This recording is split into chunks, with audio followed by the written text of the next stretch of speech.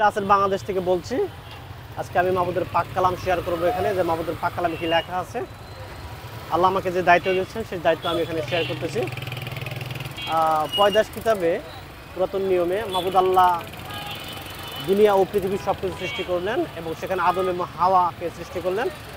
আদম এবং হাওয়া তারা দুজন অনেক শান্তিতে ছিলেন, কিন্তু আল্লাহ তাআলা বললেন তোমরা সব কিছু করতে পারবে, কিন্তু একটি গাছের ফল তোমরা খেতে পারবে না।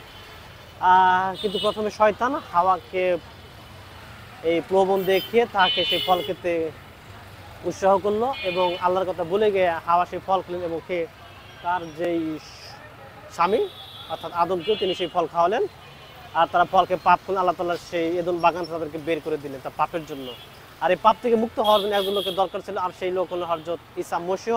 তিনি পৃথিবীতে আসলেন অলৌকিকভাবে, মা মরিয়মের গর্ভে তার জন্ম হলো, কুমারী মেয়ে, পাকড়ের কুদরতে তার জন্ম। এবং তিনি এই পৃথিবীতে এসে আমাদের সমস্ত লোকের পাপ তার কাঁধে নিয়ে পুষে মৃত্যুবরণ করলেন।